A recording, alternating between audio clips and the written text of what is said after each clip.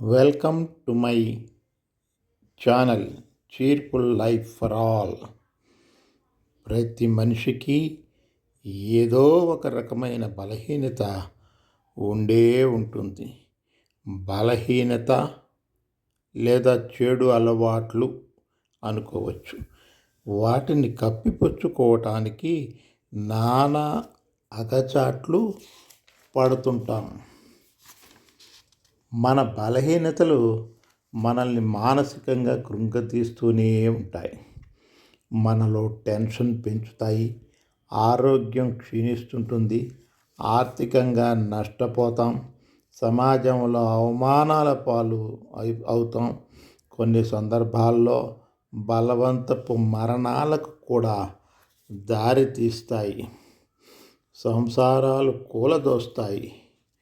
బలహీనతల చెడు అలవాట్ల మాకేమీ లేవండి అని సమాధానం చెప్తారా?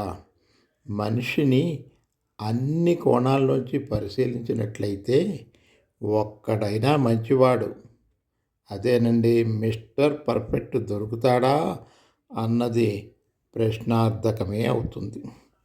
దానికి జవాబు మాత్రం రాదు. నాకు గుర్తుకు వచ్చిన చెడు అలవాట్ల చిట్టా ఇక్కడ తెలియపరుస్తున్నాను. అన్ని పనులు వాయిదా వేయడం,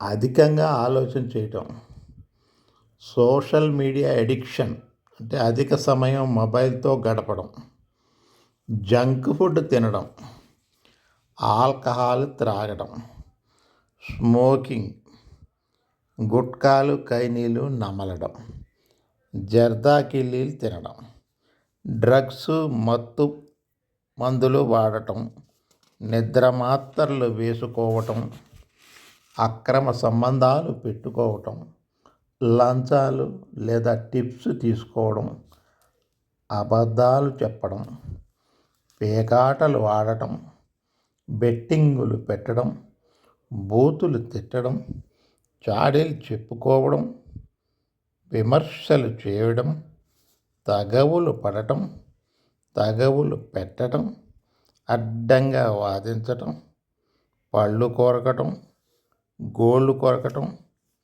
పుల్లలు పెట్టడం, పుకార్లు లేపటం, దురద లేకుండా గోక్కోవటం, జుట్టు పీక్కోవడం, జుట్టు సరిచేసుకోవడం, అనవసరమైన బాడీ మూమెంట్స్, పబ్బులు క్లబ్బులకి వెళ్ళటం, అతిగా తిండి తినడం, గుసగుసలాడటం, బూతు బొమ్మలు చూడటం, అవసరానికి మించి ఆస్తులు సంపాదించటం, అతిగా వ్యాయామాలు చేయడం, అనవసర విషయాల్లో జోక్యం చేసుకోవటం, ఇవన్నీ బలహీనతలే అండి.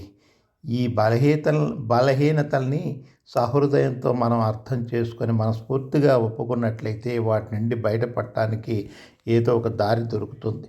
ముఖ్యంగా వాటి నుండి బయటపడాలని గట్టిగా సంకల్పం చెయ్యాలి. ఎవరికి వారు ప్రతిజ్ఞ చేసుకోవాలి. ఆ ప్రతిజ్ఞ ప్రతిరోజు గుర్తు చేసుకోవాలి. వాటి నుండి బయటపడాలనుకోవడమే ఒక మంచి ఆలోచన. అయితే అది ఫలించడానికి భగవంతుడి సహాయం ఎప్పుడూ మీకు ఉంటుంది. కృషి ఉంటే మనుషులు ఋషులు అవుతారు. సాధన చేస్తే సాధ్యం కానిదంటూ ఏదీ లేదు. భగవంతుడిచ్చిన దివ్యమైన మానవ జన్మను చెడు అలవాట్లతోటి, చెడు